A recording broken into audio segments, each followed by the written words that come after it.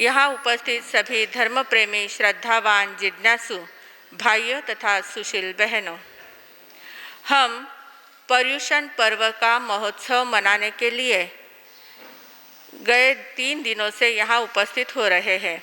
आज हमारा तृतीय सुवर्ण सूर्योदय उदित हो चुका है। हम लोग इतने उत्साह के साथ धर्म आराधना कर रहे हैं, शास्त्र श्रवण कर रहे हैं, प्रवचन सुन रहे हैं, फिर प्रतिक्रमण कर रहे हैं, क्षमापना कर रहे हैं, अंतर से शुद्धि का प्रयास कर रहे हैं, अंतर की भाव शुद्धि होने का प्रयास हमारा चल रहा है।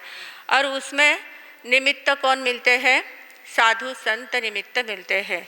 ये जो माहौल बना है, महाराज साहब को आप लोग यहाँ पर विनंती करके लेके आए, इसलिए पूरा ऐसा माहौल बन चुका है और सभी की भावनाओं को एक प्रकार का उत्साह, भावनाओं को प्रेरणा मिली है। तो इस प्रकार ये सुंदर माहौल तैयार हुआ है और उसमें हम अंतर्गत सूत्र का वाचन देख रहे हैं। अंतर्गत सूत्र को देख रहे हैं, उसमें एक एक ऐसे उदाहरण है। आज का जो हमारा उदाहरण है, आज का जो दृष्टांत है, वो बहुत ज़्यादा प्रेरणादायी है, बहुत सुंदर है। हमारे जीवन में हम कैसे कैसे हर क्षेत्र में कैसे प्रगति कर सकते हैं, अपनी भावनाओं की शुद्धि कैसे कर सकते हैं, उसकी बहुत सुंदर प्रेरणा इस उदाहरण के द्वारा हमें मिलती है। तो बात ऐसी थी कि द्वारका नगरी थी। द्वारका नगरी में कृष्ण महाराजा का राज्य चल रहा था। वहाँ पर अरिष्टनेमि भगवान विराजे थे, पधारे हुए थे, उनका समोशरण लगा हुआ था और उनके दर्शनार्थ बहुत लोग जा रहे थे। तो अरिष्टनेमि भगवान जो है, उनके पास 6 अणगार ऐसे थे जो एक समान उम्र वाले और एक समान दिखने वाले, हाइट, बॉडी सब कुछ उनका एक समान था। इस प्रकार एक जैसे 6 अणगार थे, 6 सगे भाई थे, जो जिनका हमने नाम देख लिया है पहले।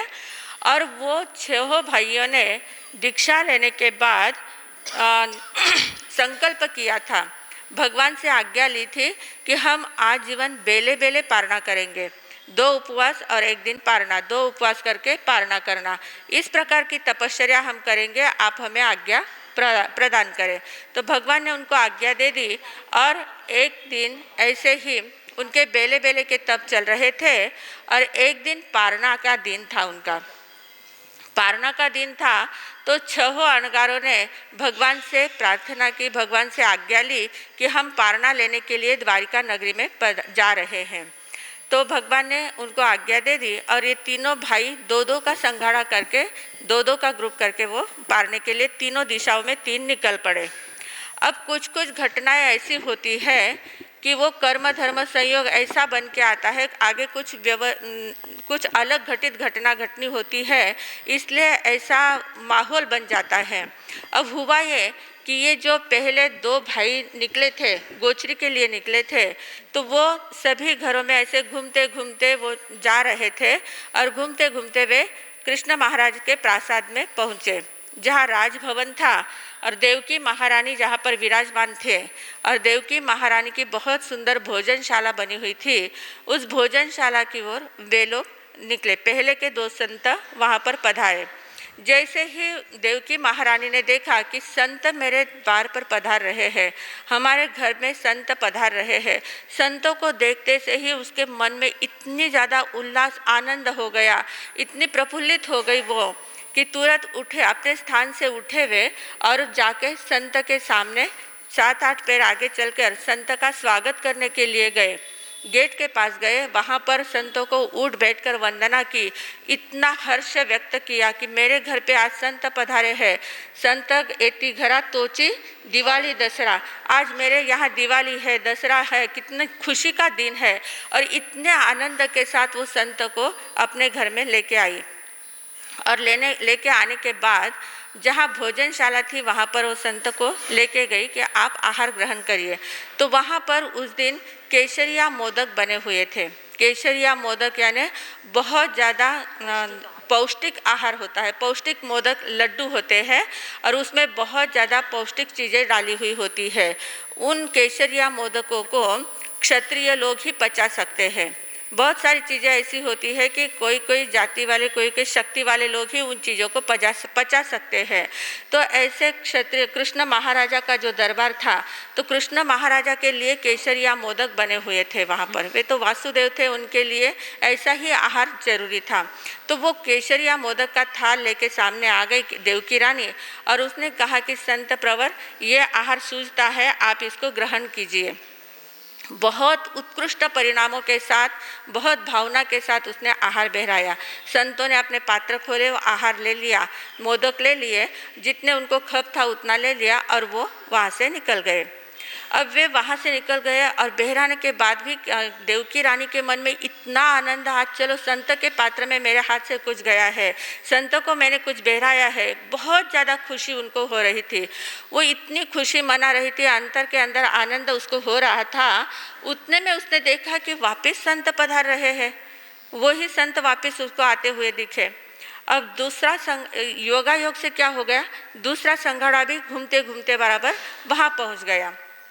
संतों को उसने आते हुए देखा, फिर से उसके मन में उत्साह कि आज मेरे कुछ भाग्य खिले हैं, फिर से मेरे घर पर संत पधारे हैं। और भी उतने उत्साह के साथ वो आगे चली गई और आगे जाने के बाद संतों को वंदन नमस्कार किया, उतनी ही भक्ति भावना के साथ उनको अंदर में लेके आई और उनको भी उसने केसरिया मोदक बहरा दिए। केसरिया मोदक बहराने के बाद वो वापस इतना खुशी मना रही थी कि मेरे आज कितने भाग्य है, मेरे घर पे दो दो बार संत पधार गए हैं और संतों को मैंने आहार बहराया है। बहुत खुशी मना रही थी और इतनी खुशी मना रही थी, उस खुशी में वो एकदम डूब गए थे, रम गए थे। और उतने में देखते हैं तो वापस संत पधार रहे हैं, वापस संत पधार रहे हैं। उसको इतने और भी ज़्यादा खुशी हो गई कि अरे बाप रे, तीसरी बार मेरे घर पर संत पधारे हैं। और भी ज़्यादा खुशी होकर वो आगे जाती है, वापस उनको उतनी ही भक्ति भाव से वंदन नमस्कार करके लेके आती है अपने भोजनशाला में और उनको भी केसरिया मोदक बहरा देती है। पर मनुष्य का स्वभाव होता है, उनको क्या लगता है, बहराते समय तो उत्कृष्ट परिणामों से बहरा दिया, पर मन में थोड़ी सी शंका आ गई कि क्या मेरी इतनी बड़ी नगरी है कृष्ण महाराजा की, ये द्वारिका नगरी जो है, ये 9 योजन चौड़ी और 12 योजन लंबी इतनी बड़ी नगरी है, इसमें इतने लोग रहते हैं और हाँ, इतने लोग रहते हैं और इतने लोगों के होते हुए इतने घर यहाँ पर है और संतों को बार बार मेरे घर पे क्यों आना पड़ रहा है। उनके मन में क्या था कि वही संत बार बार आ रहे हैं, तीसरी बार मेरे घर में संत क्यों पधारे हैं, ऐसे मन में उनकी शंका उत्पन्न हुई। अब वो संत को कैसे पूछती है और उसका शंका का समाधान कैसे होता है, वो हम पढ़ने से सुनेंगे। मूल सूत्र पढ़ेंगे। जो अंतगढ़ सूत्र है संघवी प्रकाशन वाला, उसमें पेज नंबर 33 है, 33 पेज नंबर पे देखेंगे।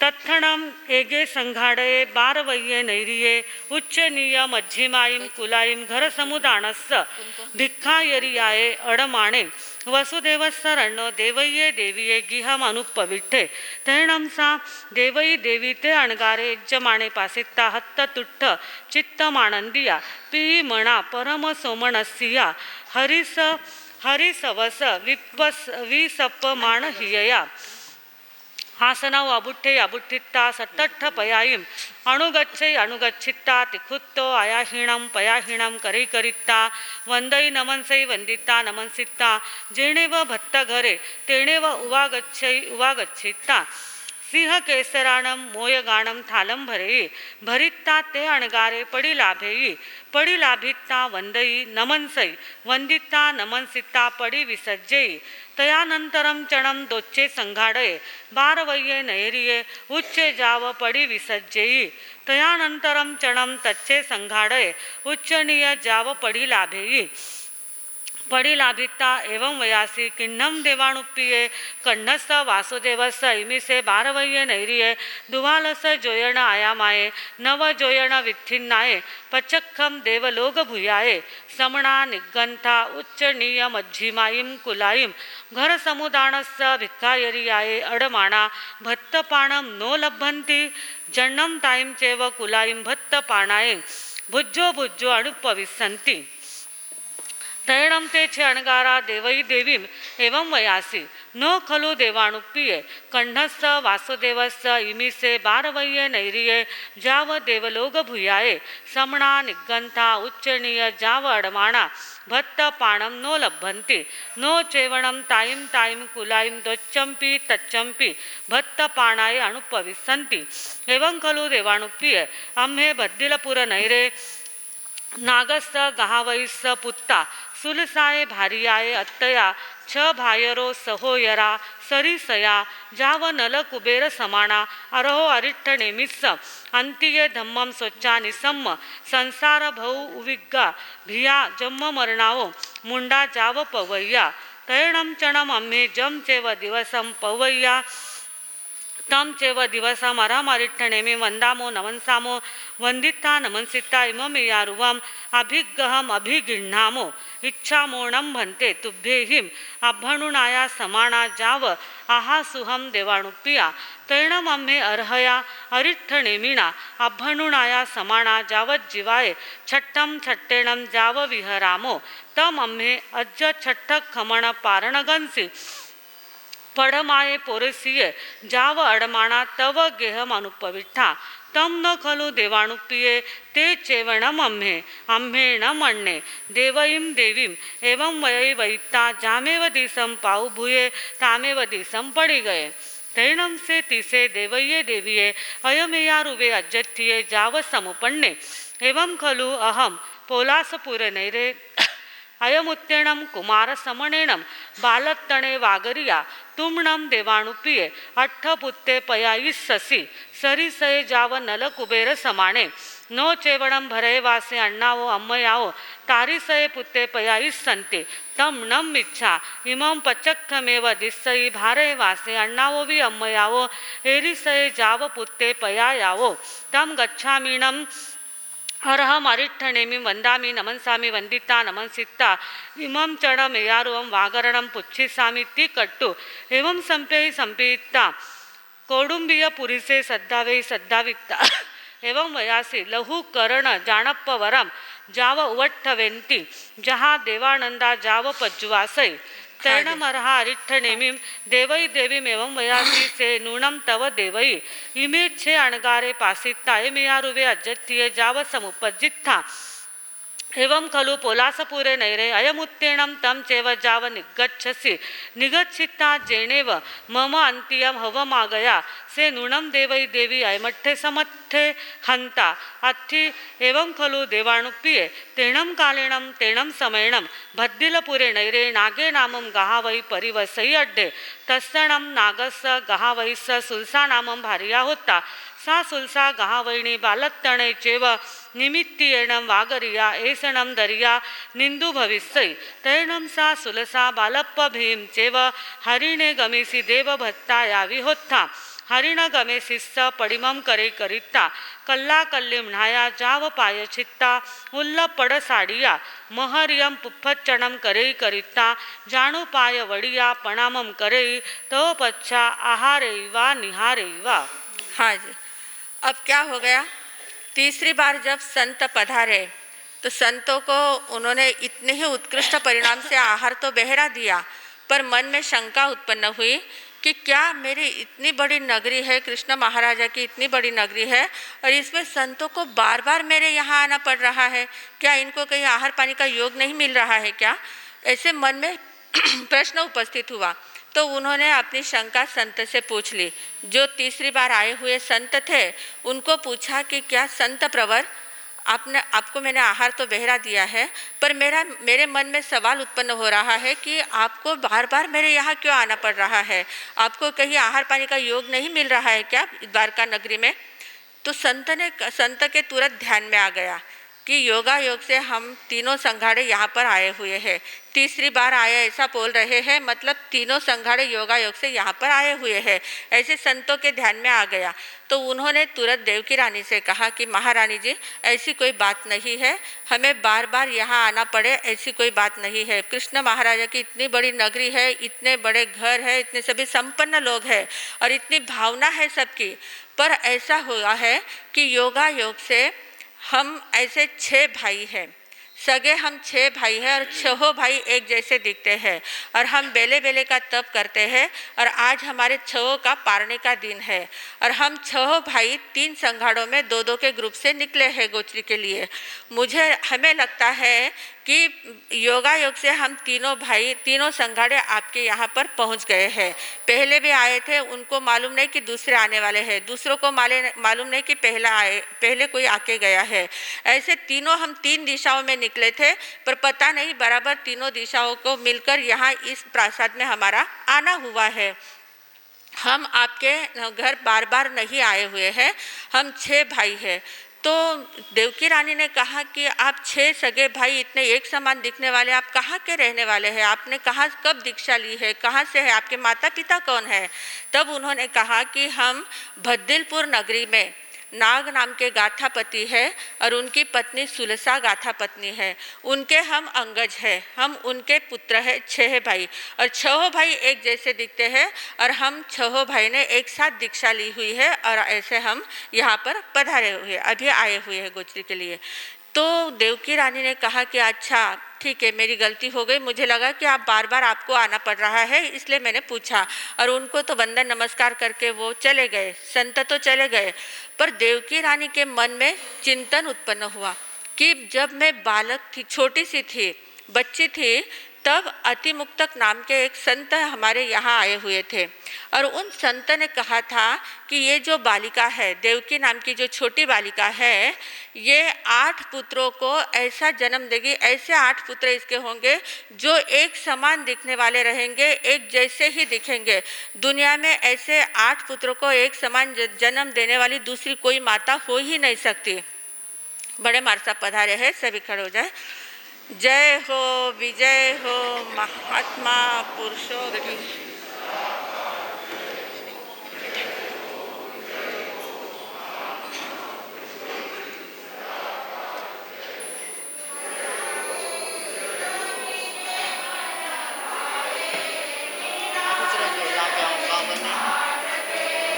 पुस्तक के ना हमारी वाह भी नहीं आई है जो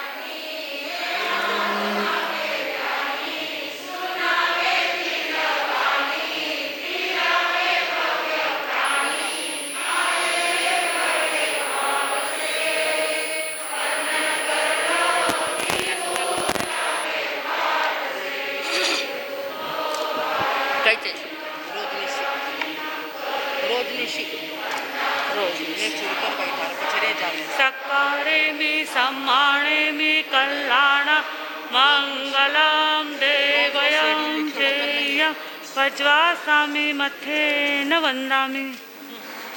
हाँ जी,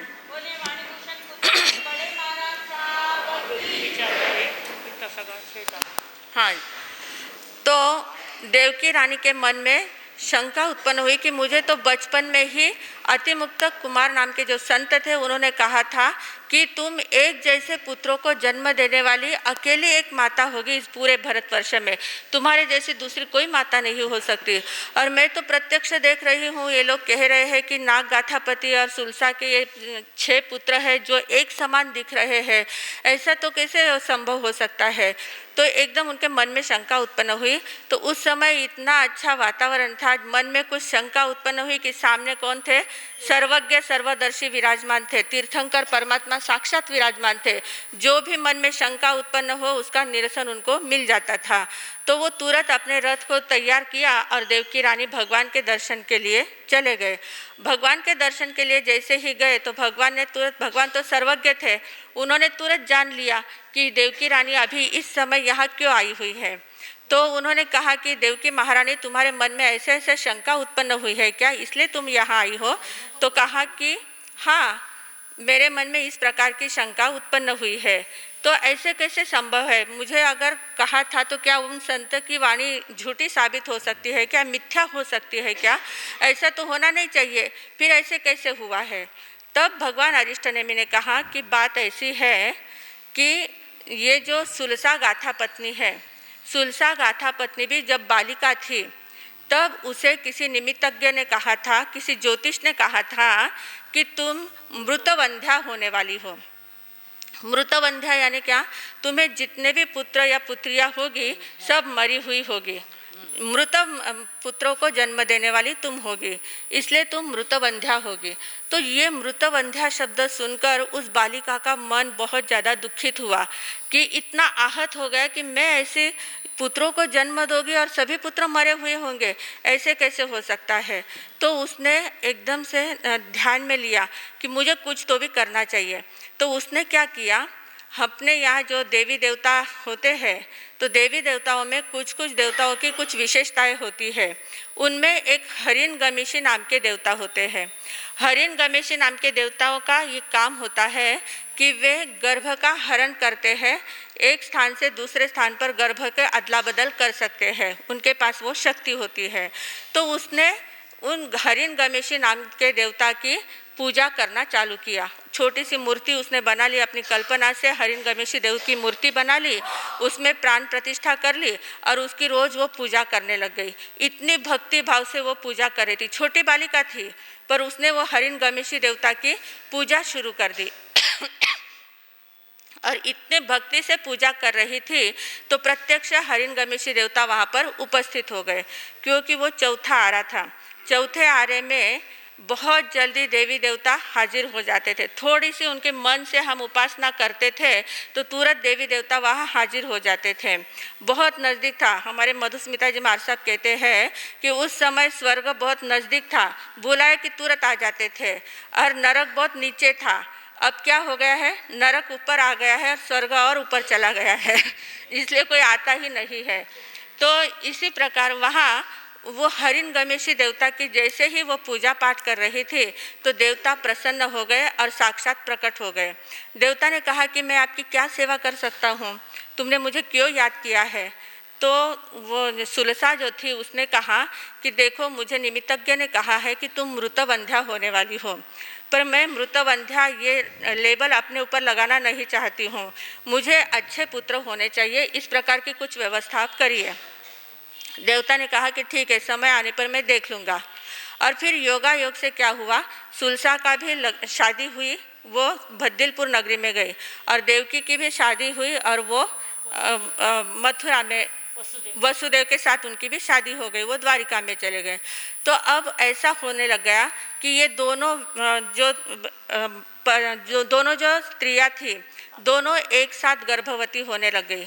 और देवकी को तो कृष्ण महाराजा ने, कंस ने क्या किया था, जेल में रखा हुआ था, और कंस ने ऐसा सोचा था, कंस को पता था कि देवकी का एक पुत्र मुझे मारने वाला है, इसलिए उसने उसको जेल में रखा था और जितना जो भी पुत्र होगा उसको तुरंत वो मार देता था। तो देवकी के पुत्र तो मरने ही वाले थे।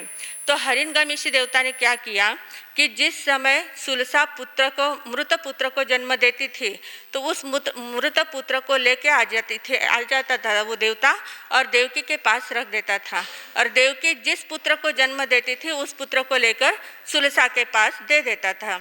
इस प्रकार वहाँ पर अदला बदल वो कर देता था। अब ये मरा हुआ पुत्र रहता था, इसको कंस मार देता था तो कोई फर्क नहीं पड़ता था। तो इस प्रकार व्यवस्था की और 6 पुत्र को इस प्रकार अदला बदल कर दिया गया था।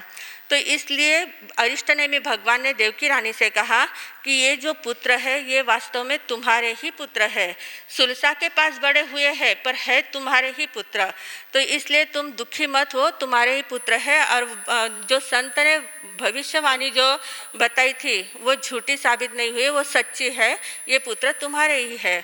तो जैसे ही सुना कि ये पुत्र मेरे है, इतना उसको आनंद हो गया कि अरे मैं इतने पुत्रों को मैंने जन्म दिया था, मेरे सभी पुत्र जिंदा है और वो इतने सामने इतने बड़े संत बने हुए हैं।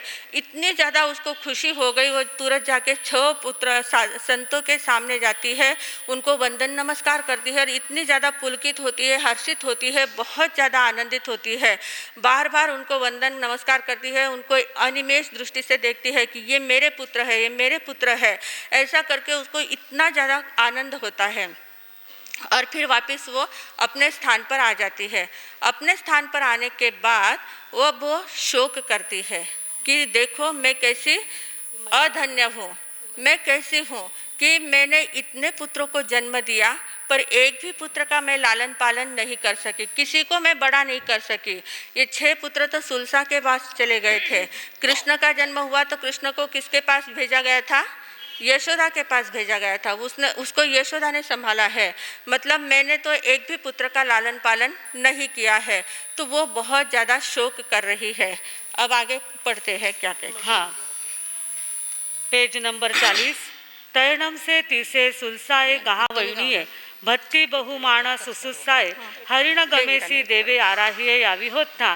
तैणम से हरिण गमेसी देवे सुलसाए गहा वैणीये अनुकंपन अट्ठाए सुलसम गहा वैणम तुमम चणम दोण्णीवी सम ऊ यावो करेई। तैणम तुभ्ये दोवी सममेव गभ्ये गिण्णः सममेव गभ्ये परिवहः सममेव दारये पयायः। तैणम सा सुलसा गहावैणी विनिहाय मावण्णे दारये पयायै। तैणम से हरिण गमेसी देवे सुलसाए अनुकंपन अट्ठाए विनिहाय मावण्णाये दारये करयल संपूर्णेणम गिण्है गिण्हिता तव अंतियम साहरये। तम समयम चणम तुमम नवण्णम मासाणम सुकुमाल दारये पसवसी। जेवी अणम देवाणुपिये तव पुत्ता तेवीय ताव अंतियाव करयल संपूर्णेनम गिण्है गिण्हिता सुलसाये गहावैणी अंत्ये साहरये। तम तव चेवणम देवई ए पुत्तानो चेवणम सुलसाये गहावैणीये। तैणम देवई देवी अरह अरिठणेमि सांत्यय मठ्ठम स्वच्छा निसम हत्त तुट्ठ जावहियया। अरहम अरिठणेमि वंदई नमनसे वंदिता नमनसिता जेणे वच्छ अणगारा तेणे उवागच्छे उवागच्छिता। ते छप्पी अणगारे वंदई नमनसे वंदिता नमनसिता आगय पण्णुया पप्फुय लोयणा कंचुय पडी खित्तिया दरिय वलय बाहा धाराहय कलंब पुफ्फगम विव समुस समुस सिय रोमकुवा। ते छप्पी अणगारे आणि मिसाये दिठ्ठिये पेहमाणी पेहमाणी सुचिरम निरीखई निरीक्षिता वंदई नमनसै वंदिता नमनसिता जेणे व अरह अरिठणेमि तेणे व उवागच्छे उवागच्छिता। अरहम अरिठणेमिं तिखुत्तो आयाहीणम पयाहीणम करे करिता। वंदई नमनसे वंदिता नमनसिता जेणे व धम्मियम जाणप्पवरम दुरुहै दुरुहिता। जेणे व बारवैनैरी तेणे व उवागच्छै उवागच्छिता बारवैनैरीम अणुपविसै अणुपविसिता। जेणे व सहे गिहे तेणे व बाहिरिया उवट्ठाण साला तेणे उवागच्छै उवागच्छिता। धम्मियाव जाणपरावो पच्चोरुहै पच्चोरुहिता। जेणे व सये वासगरे जेणे व सये सैनिज्ये तेणे व उवागच्छै उवागच्छिता। सयंसी सैनिज्यंसी निसीयई। तैणम तीसे देवये देवीये अयम अज्जठिये चिंतिये पथिये मनोगये संकप्पे समुपन्ने। एवं खलु अहम सरिसये जाव नल कुबेर समाणे सत्तपुत्ते पयाया नो चेवणम मय एगस्सवी बालत्तणये समणुभूये। हे सवियणम कण्हे वासुदेवे छन्नम मासाणम मम अंतियम पाय वंदये हव्वमागच्छे। तम धन्नावणम तावो अम्मयावो जासिम मणे निगय कुच्छी संभुयायी थण दुद्ध लुद्धयायी महुर समुल्लावयायी मम्मण पंजियायी थण मूल कक्ष देश भागम अभिसरमाणायीं मुद्धयायीं पुणोय कोमल कमलो वमेहिं हत्येहिं गिन्ही उण उच्छंगे निवेशयायीं देन्तीं समुल्लावये सुमहुरे पुणो पुणो मंजुल पभणिये तैणम अहमणम अधन्ना अपुण्णा एतो एगयर मविनम पत्ता ओहयमण संकप्पा जाव झियायी। हाँ जी, अब हमें लगता है कि ऐसा क्यों हुआ होगा। हर एक जो घटना घटित होती है ना, उसके पीछे कुछ न कुछ कारण अवश्य होता है। कारण के बिना कोई भी घटना नहीं घटती है।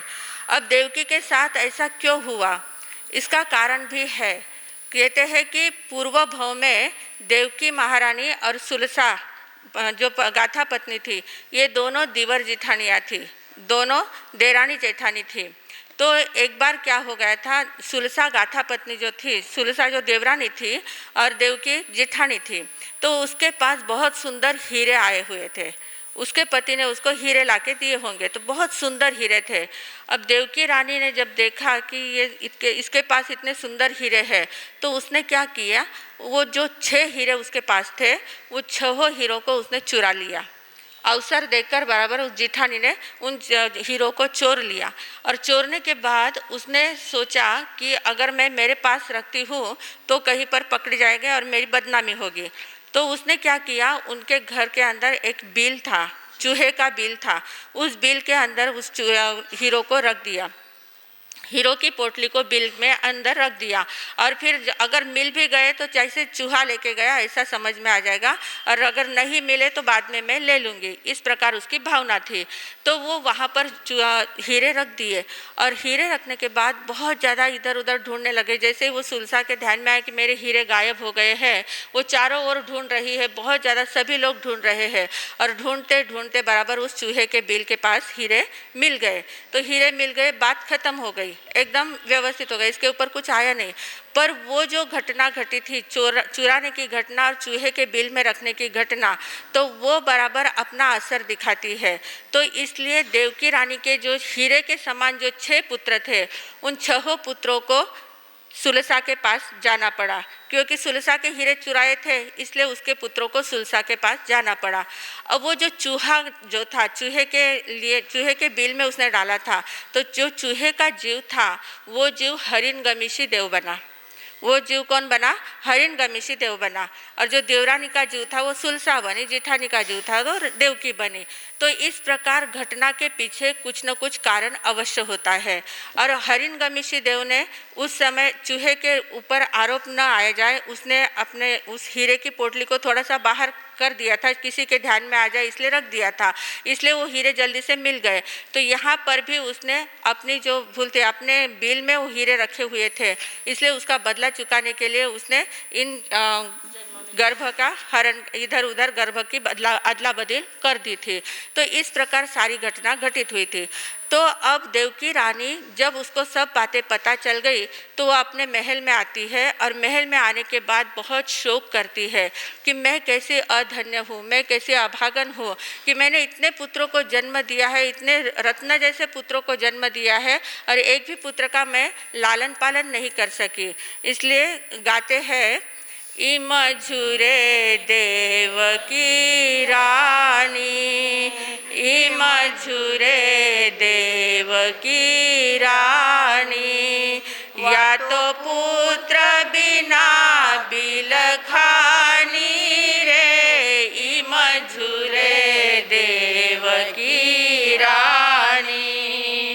मैं तो सातों नंदन जाया, मैंने कन गोद खिलाया रे, इम झुरे देवकी रानी। घर पालनो नहीं बनायो, नर मधुर हाल रियो गायो रे, इम झुरे देवकी रानी।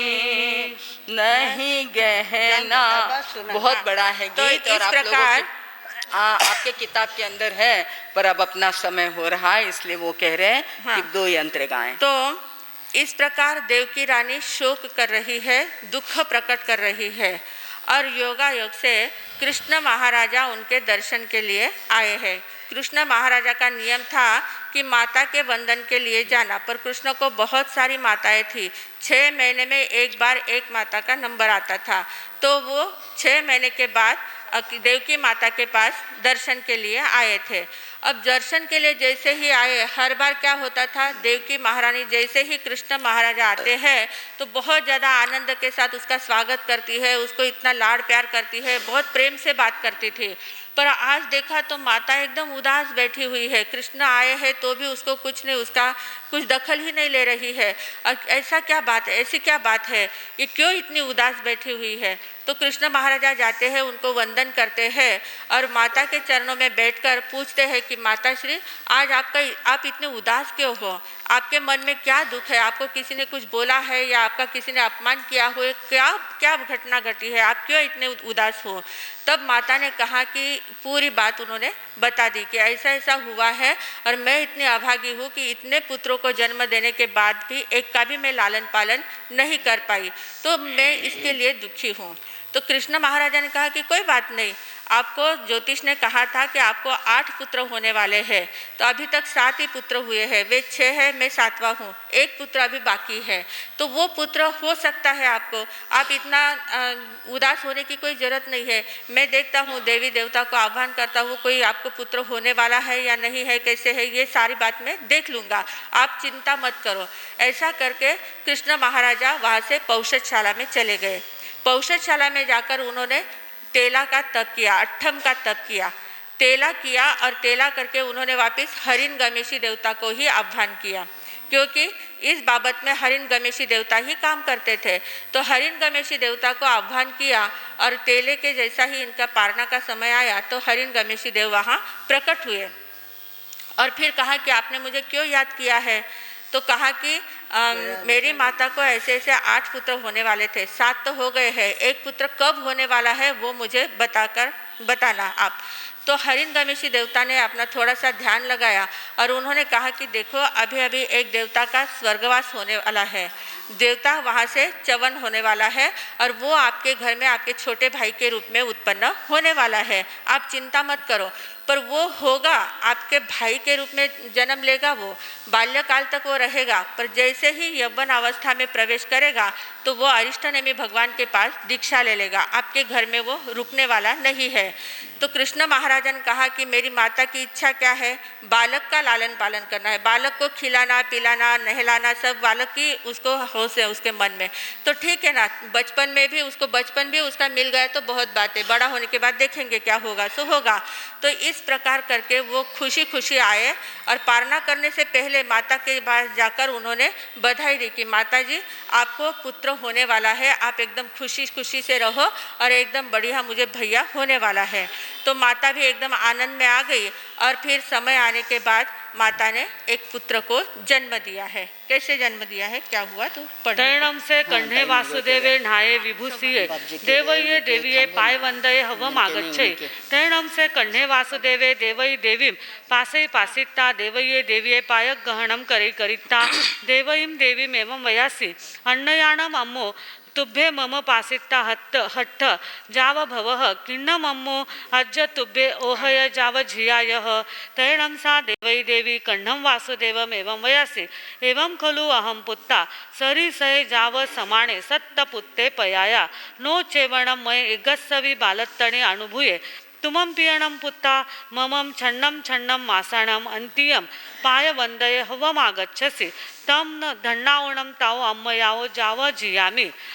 तैणं से कण्ठे वासुदेवे देवई देवीं एवं वयासि माणं तुभ्ये अम्मो ओहय जाव झियायः अहमणं तहा वत्तिस्सामि जहाणं ममं सहोयरे कणियसे भाऊये भविष्यति ती कट्टु देवईं देवीं ताहिं इट्ठाहिं कंताहिं जाव वग्गुहिं समासासेयि समासासिता तव पड़ी निक्खमय पड़ी निक्खमिता जेणे व पोस साला तेणे वागच्छिता जहा अभव नवरम हरिण गमे शिस्स अठ्ठम भत्तम पगिण्णै जाव अंजलिम कट्टु एवं वयासी इच्छामिणम देवाणुप्रिया मम सहोयरम कणियसम भाव्यम विदिन्नम तैणम से हरिण गमेसी देवे कण्णम वासुदेवम एवं वयासी होहि हीणम देवाणुप्रिया तव देवलोक चुये सहोयरे कणियसे भाव्ये सेणाम उमुक्क बाल भावे जाव जौवर्ण गमणुपत्ते अरो अरिष्ठ नेमिस अंत्यम मुंडे जाप वैसै कण्णम वासुदेव दच्चंपी तच्चंपी एवं वयई वैता जामेव दिसम पाऊभुये तामेव दिसम पड़ी गए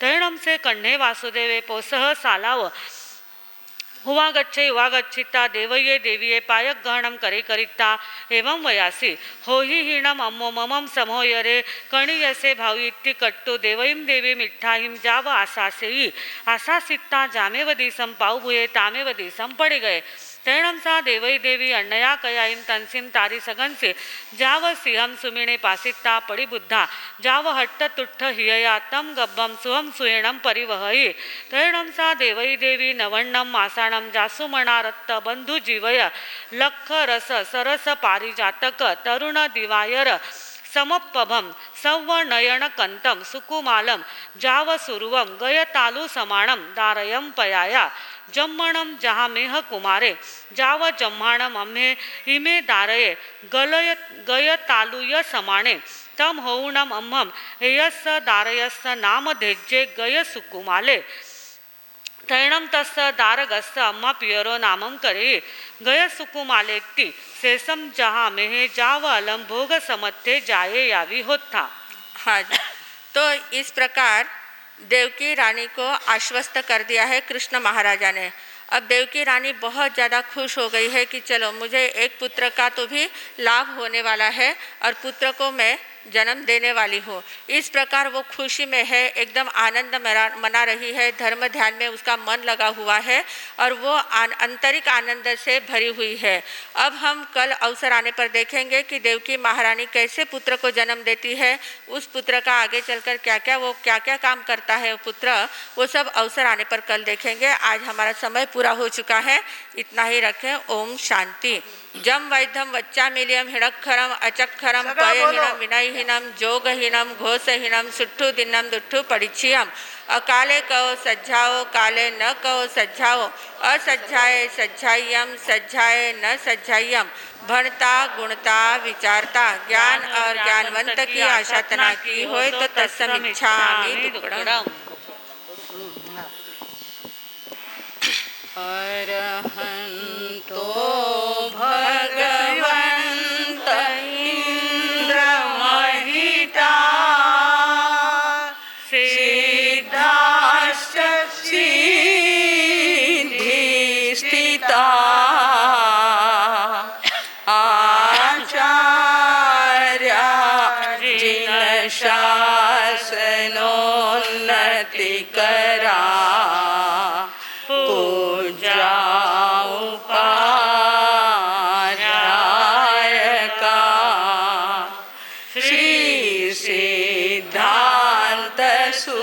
सुपाठका मुनिवरा रत्नत्रया राधका पंचैते परमेष्टिनं प्रतिदिनं कुर्वन्तु नो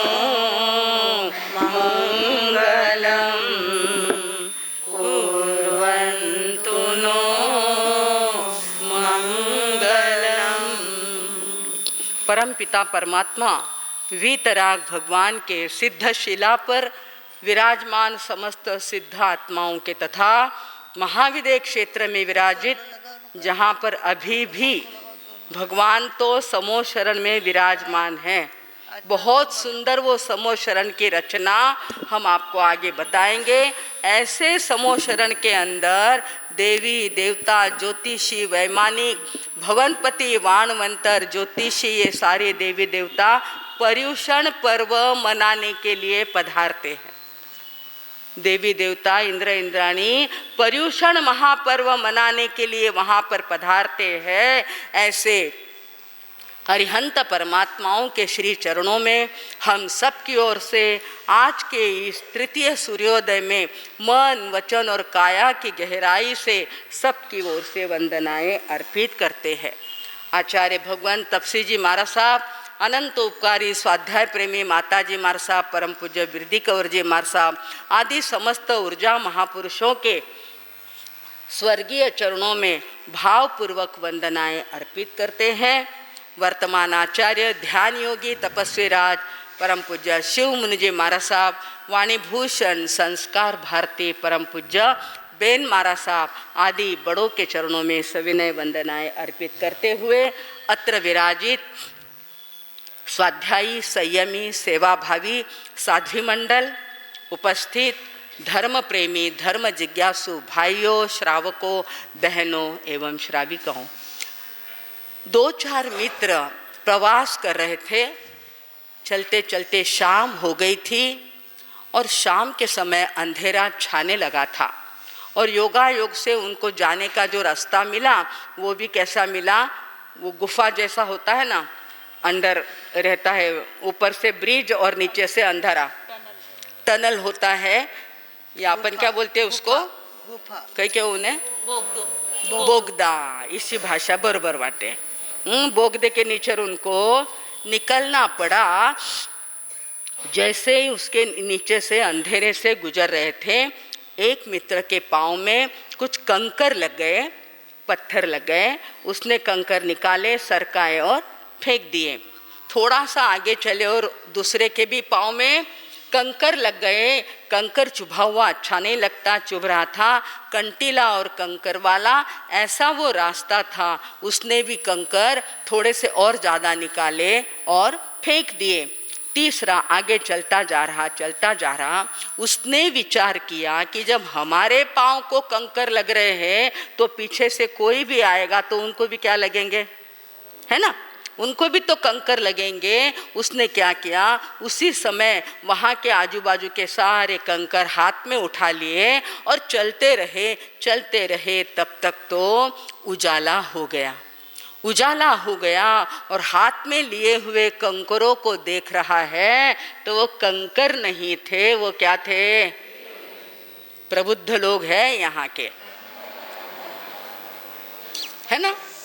हीरो के बारे में, सोने चांदी के बारे में बड़ा अच्छी तरह से समझ जाते हैं कि वो कंकर नहीं थे, वो क्या थे, हीरे थे। और जब उन्होंने देखा कि अरे बाप रे, दूसरे को पछतावा हो गया, मैंने तो क्या किए, फेंक दिए। तीसरे को भी जिसने पहले उठाए थे उसको भी क्या हो गया, पछतावा हो गया कि अरे मैंने भी क्या कर दिया, नहीं तो मेरे हाथ में भी हमें पश्चाताप की नौबत ना आए। भाई और बहनों, ये जो दिन चल रहे हैं, ये जो समय मिला है, ये जो पर्युषण महापर्व हमें यहाँ पर इस पंचम काल में और इस गांव के अंदर मिला है, भाई और बहनों, ये सारे के सारे क्या है, हीरे जैसे, माणिक मोती जैसे दिन मिले हैं, उसको हमें गंवाना नहीं है।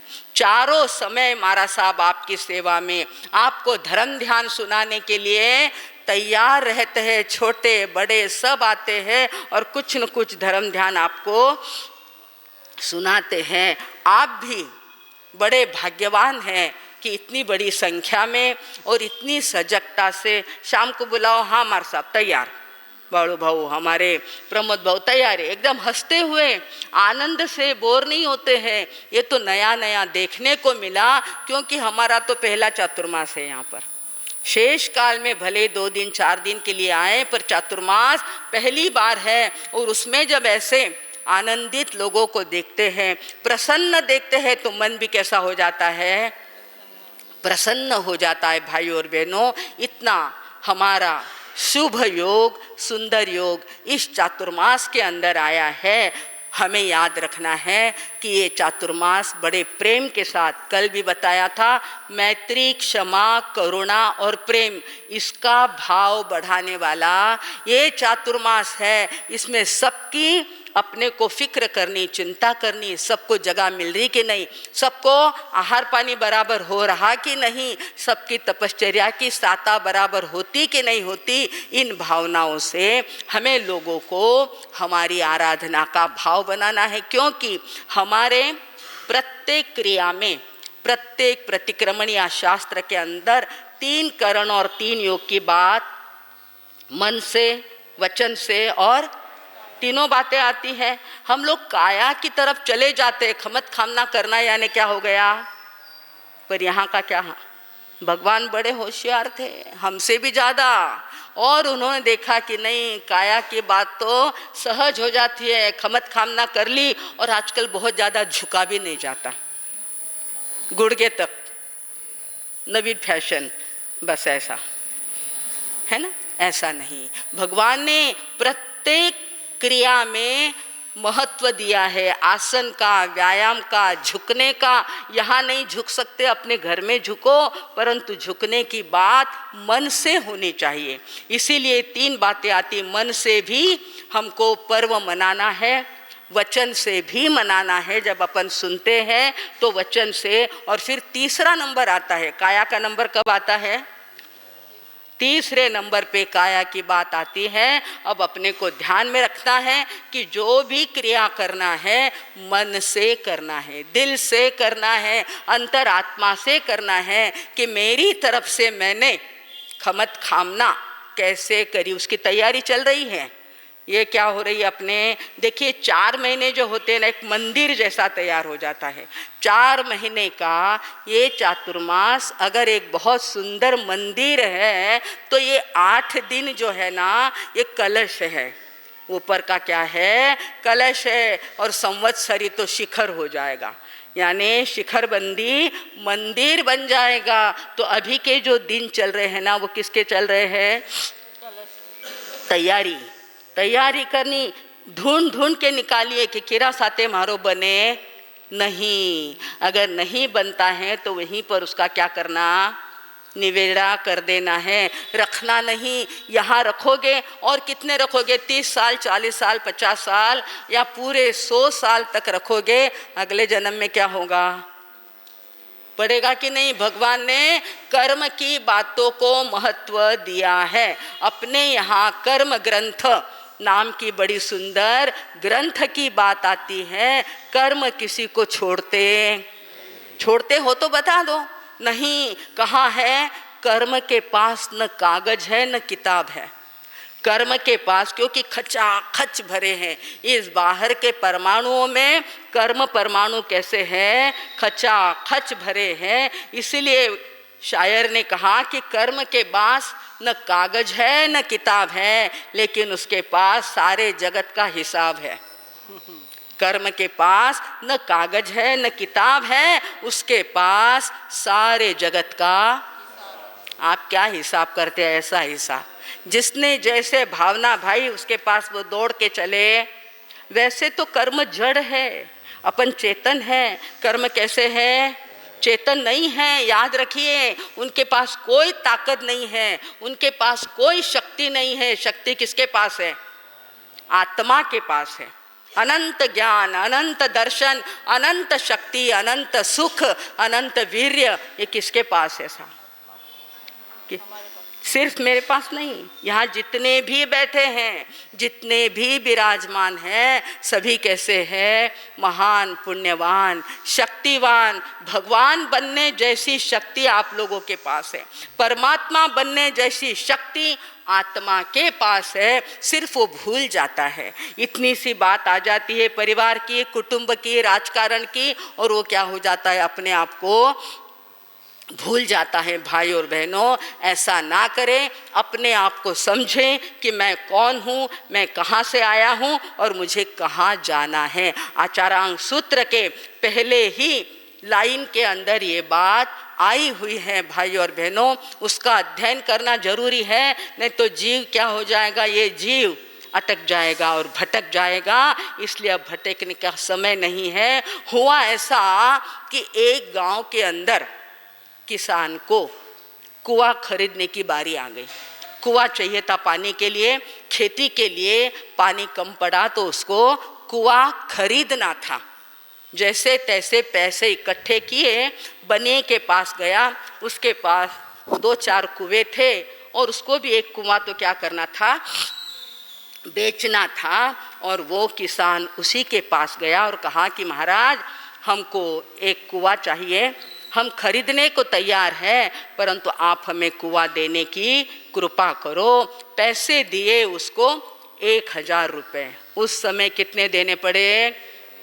बनिए ने कहा 1000 पूरे लगेंगे तब मैं कुआं तुम्हें दूंगा। तो किसान ने कहा कि क्या करूं, मुझे बहुत ज़रूरत है, इसलिए मैं ये 1000 रुपये तुम्हें देता हूँ, तुम मुझे एक कुआं दे दो। कुआं दे दिया।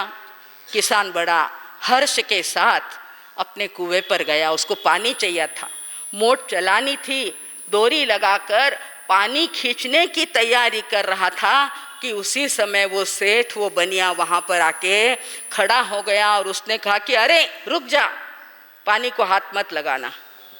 ध्यान लगाए ने सुनो, क्या कहा? पानी को हाथ मत लगाना। किसान ने कहा कि भैया ऐसी क्या बात करते हो, मैंने खरीदा है, फुकट में तो लिया नहीं है। 1000 रुपये बड़ी मुश्किल से मैंने इकट्ठे करके तुम्हें दिए हैं और तुम कहते हो कि पानी को हाथ मत लगाना। बनिया बहुत चतुर था, ज़्यादा कपटी था। उसने कहा कि मैंने कुआं बेचा है, पानी नहीं बेचा। करते हैं ना व्यापार के अंदर ऐसा, हमको तो आता नहीं, कुछ समझता ही नहीं उसके अंदर, परंतु ऐसा होता है। और उस बनिए ने जब कहा कि मैंने कुआं बेचा है, पानी नहीं बेचा है, और अगर पानी चाहिए तो 1000 और देने पड़ेंगे, पानी चाहिए तो 1000 और देने पड़ेंगे। बेचारा किसान के आंखों में तो पानी आ गया। पानी क्या मांगा, पानी आंखों से बहने लगा और उसने कहा कि महाराज अब मेरे में ताकत नहीं है, मैं खरीद सकता नहीं, तुम्हें तो कुआं मुझे देना पड़ेगा। दोनों में ऐसी तन गई तो किसान सीधा राजा के पास गया। जब देखा कि सुलझन नहीं हो रही है, राजा के पास जाकर के इत्थम्भूत सारी जानकारी दी। महाराज मैंने बड़ी सरलता से 1000 रुपये दिए, कुआं मांगा, इन्होंने हकारा भरा, कुआं दिया और अब पानी को हाथ नहीं लगाने देते, कैसे होगा? राजा ने कहा कोई बात नहीं। बुद्धिमान थे राजा, विद्वान थे, इन सारी बातों को जानने वाले थे। उन्होंने कहा कि जल्दी से बनिए को बुलाया जाए। बुलाया गया, बनिया भी हाजिर हो गया और राजा ने फरमाया कि राजा, बनिए को कहा कि बनिया क्या बात है, तुमने कुआं बेचा है? हाँ महाराज मैंने कुआं बेचा है, पानी बेचा नहीं है। फिर किसान को पूछा कि भैया तुमको कुआं खरीदना है और पानी भी खरीदना है क्या? किसान ने कहा कि नहीं महाराज मुझे पानी नहीं खरीदना। बनिया कहता है कि मुझे सिर्फ कुआं बेचना है, पानी नहीं बेचना। राजा ने कहा कि बिल्कुल बराबर, जो बनिया कह रहा है वही बात बराबर है। ऐसा जब सुना तो किसान तो बनिया तो नाचने लग गया कि मेरे फेवर में बात हो रही है। क्या कह रहे राजा कि पानी इसने बेचा नहीं है। वापिस पूछा किसान से तुम्हें पानी खरीदना है? बोले नहीं, पानी नहीं, मेरे को सिर्फ क्या करना है, कुआं खरीदना है। राजा ने वापिस उछलते कूदते हुए बनिए को कहा कि बनिए इसको पानी नहीं चाहिए। अब कुआं किसका हो गया? किसान का। पानी किसका हो गया? बनिए का। तुम्हारा पानी इसके कुएं में नहीं रह सकता। अगर तुमको पानी इसके कुएं में रखो, बार बार पूछ लिया कुआं किसका, पानी किसका, कुआं किसका, पानी किसका, पूछ लिया और फिर निर्णय दिया कि अगर तुम्हारा पानी है और तुम्हारा पानी इसके कुएं में रखना है तो तुम्हें 5000 रुपये देने पड़ेंगे किराए के। बहनों को हंसी आ रही, भाइये ये सब समझ रहे, बात को समझने वाले समझ गए हैं, ना समझे वो। तो राजा ने कहा कि तुम्हारे कुएं में इसका पानी नहीं आएगा, पानी क्या करो जल्दी निकाल दो। अब बेचारा कहाँ से निकाले, अब कहाँ से निकाले पानी? राजा ने जानबूझकर कहा कि कुआं इसका है, पानी तुम्हारा है। पानी अगर इसके कुएं में रखना है तो तुम्हें 5,000 देने पड़ेंगे, नहीं तो पानी क्या करो। राजा सब बात जानते थे, होशियार थे। उन्होंने देखा कि निर्णय तो ऐसा ही किसान के फेवर में होगा। बेचारे बनिए ने कहा कि नहीं, मुझे पानी नहीं निकालना है, मैं 5,000 भले दे दूँ पर पानी निकालूंगा नहीं। निर्णय हो गया, फैसला हो गया। और वो बनिया जो था अपने बनाए हुए जाल में स्वयं ही क्या हो गया? उलझ गया। ऐसा अपने को फंसना नहीं है। हम अपना ही जाल, जैसे मकड़ी होती है वो अपना जाल बनाती है और बाद में उसी में फंस जाती है, ऐसा हमें करना नहीं। भाई और बहनों, ये तो क्या है? कर्म का बंधन है। जो जैसा करेगा वैसा, ये जैन धर्म है, ये जैन शासन है जो कर्म सिद्धांत के ऊपर बड़ा विश्वास रखता है कि जो जैसा करेगा वैसा ही, फिर कोई भी क्यों न हो। पहले जन्म में कमाए हुए कर्म भी क्या हो जाते हैं? इस समय सामने आ जाते हैं। इसीलिए कहा है कि जागो जागी आत बाहेर, जागो जागी आत बाहेर भ्रष्टाचाराचा ऊत आहे। जागो जागी आत बाहेर भ्रष्टाचाराचा ऊत आहे। यात जन्मी भोगाल पाप, वरचा पण मजबूत आहे। यात जन्मी भोगाल पाप, वरचा पण कसा आहे? एक कर्म किसी को छोड़ते, कर्म जैसे करोगे फल भी वैसे मिलेंगे। कर्म जैसे करोगे फल भी वैसे मिलेंगे। नीम बोने वालों को आम कैसे मिलेंगे? कर्म जैसे करोगे। कर्म को कोई शर्म नहीं रहती। भरे बाजार में वो क्या कर देता है, अगर कर्म सामने आ गया ना भाई, तो भरे बाजार से भी उठा लेता है। इसलिए कर्म करते समय सावधानी रखें, समझ रखे, विवेक बुद्धि को जागरूक रखे। यह कहने के लिए ये चातुर्मास, ये पर्व पर्युषण आए हैं। हम सारे शास्त्र की बातें सुन रहे हैं और अब तो हमारे नेमिनाथ भगवान का शासन चल रहा है। कल्पसूत्र के अंदर क्या हो रहा है? नेमिनाथ भगवान का शासन चल रहा है। वहाँ पर गज सुकुमार की बात आने वाली है, वहाँ पर देवकी माता की बात आने वाली है, वसुदेव की बात आने वाली है। आप जरा सा ख्याल में रखें, इधर देखें, जरा सा ख्याल में रखें कि नेमिनाथ भगवान, उनके पिताजी का नाम था समुद्रपाल। पिताजी का नाम क्या था? समुद्रपाल। 10 भाई थे। सगे कितने भाई थे वे? 10 भाई थे। तो पहले नंबर पे समुद्रपाल, उनके बेटे नेमिनाथ, और 10वें नंबर पे थे वसुदेव, उनके बेटे थे कृष्ण। अब दोनों कौन हो गए? काका बाबा के भाई। काका बाबा भाई पक्का ध्यान में ले लो। समुद्रपाल के बेटे नेमिनाथ और वसुदेव के बेटे कृष्ण, तो दोनों कौन हो गए? काका बाबा। तीर्थंकर के सगे चाचा के भाई कृष्ण भगवान है। भाई और बहनों, ऐसा सारा ये पृथ्वी कैसी है?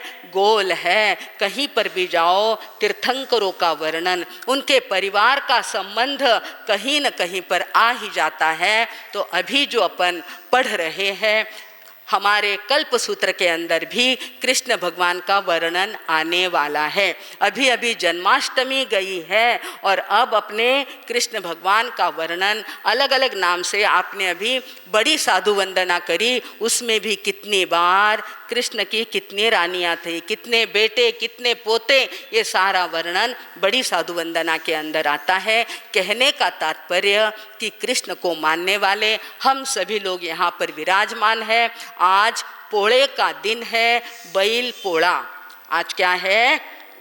बैल पोड़ा है उसके बारे में बड़े महाराज साहब अपनी अनुभवी वाणी से अपने को फरमाएंगे ही कि क्या करना चाहिए क्या नहीं। परंतु आज हमने देखा है कि अपने हाथ में जो हीरे आए हैं, कंकर आए नहीं, ये हीरे है। शास्त्र की वाणी हीरे है, बड़ी साधु वंदना हीरे की वाणी है। प्रतिक्रमण, प्रायश्चित, ये सारी की सारी बातें और कहीं भी आपको मिलेगी नहीं, इसी पंथ के अंदर, इसी धर्म के अंदर मिलेगी। इसलिए उन हीरो को चुनने का प्रयत्न करो। अपने जीवन में ज़्यादा से ज़्यादा प्रकाश, ज्ञान का प्रकाश लाने का प्रयत्न करो, तो निश्चित रूप से एक न एक दिन ऐसा आएगा कि हम भी भगवान बन जाएंगे। ज्ञान दर्शन से परिपूर्ण होकर के सर्वज्ञ सर्वदर्शी केवल ज्ञानी बनकर मोक्ष की स्थिति को प्राप्त करेंगे। इसी शुभ मंगल की अपेक्षा में अब मैं विराम लेती हूँ। ओम